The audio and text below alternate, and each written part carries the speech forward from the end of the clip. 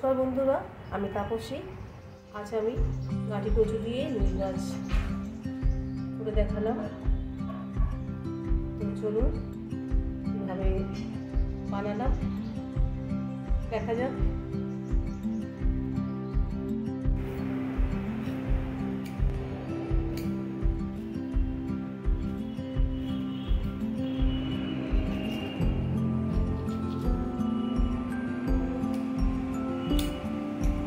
রুই মাছটাকে লবণ, হলুদ, সর্ষের তেল দিয়ে মাখিয়ে রেখেছি।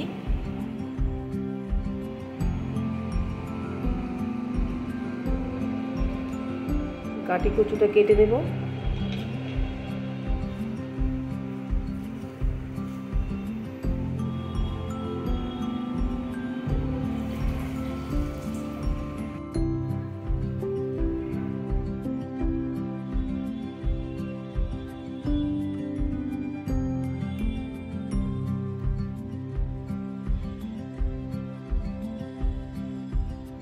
কড়া বসিয়ে দিয়েছি, সর্ষের তেল দেব।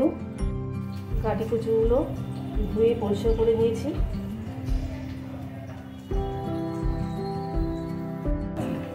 মাছগুলো ভেজে দেব।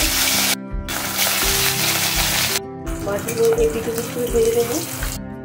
এদিকে নিয়েছি টমেটো কেটে নিয়েছি, আর কাঁচা লঙ্কা, পেঁয়াজ কুচিয়ে নিয়েছি, আদা বেটে নিয়েছি, গোটা জিরে বেটে নিয়েছি। এইভাবে সবকটা মাছ ভেজে দেব। সবকটা মাছ ভেজে নিয়েছি।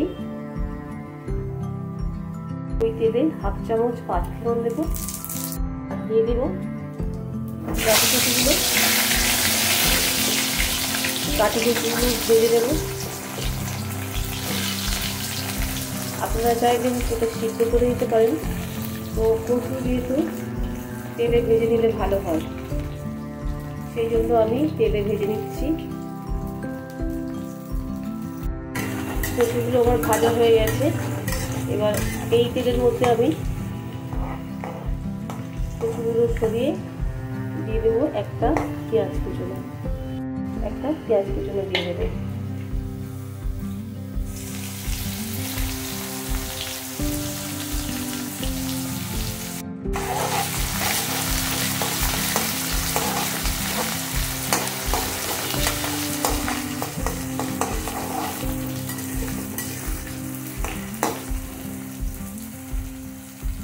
পেঁয়াজটা নরম হতে দেবো। এবার টমেটো আমি দিয়ে দেবো।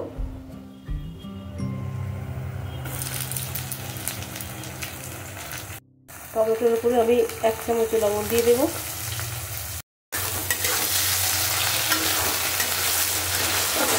দিয়ে ভালো রকম কষিয়ে দেবো।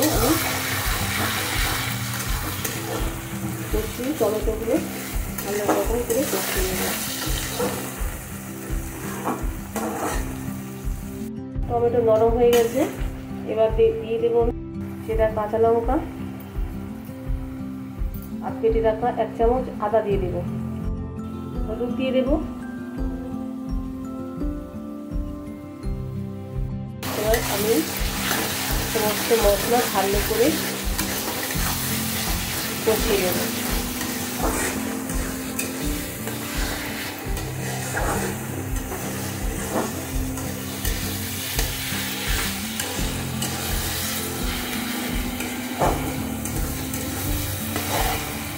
মশলাটা কষানো হয়ে গেছে। এবার জল দিয়ে দেব।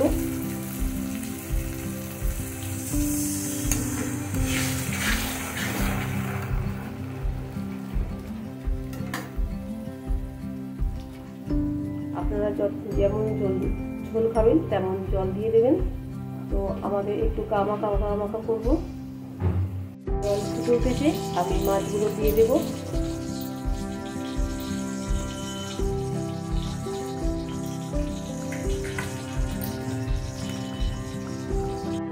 জিরে রাখা জিরা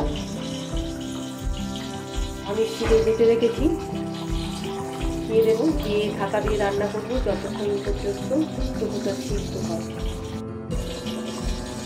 ঢাকা খুলে দেখবো। একবার ভালো করে মিশিয়ে দেবো।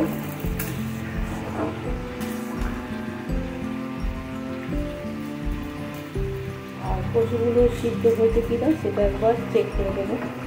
সিদ্ধ হয়ে গেছে। তো আরেকটু ঝোলটাকে চালিয়ে নেব চাল করে।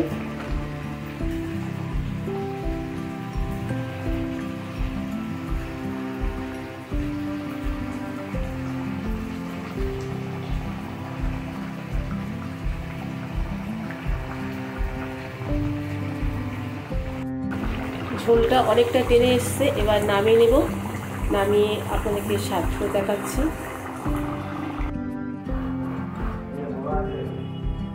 নামিয়ে আপনাদেরকে স্বাদ করে দেখালাম। কেমন লাগলো আপনাদের একটু কমেন্ট করে জানাবেন। আর ভিডিওটা যদি ভালো লেগে থাকে অবশ্যই লাইক শেয়ার কমেন্ট করবেন। সবাই ভালো থাকবেন, সুস্থ থাকবেন। আজ এই পর্যন্ত, টাটা।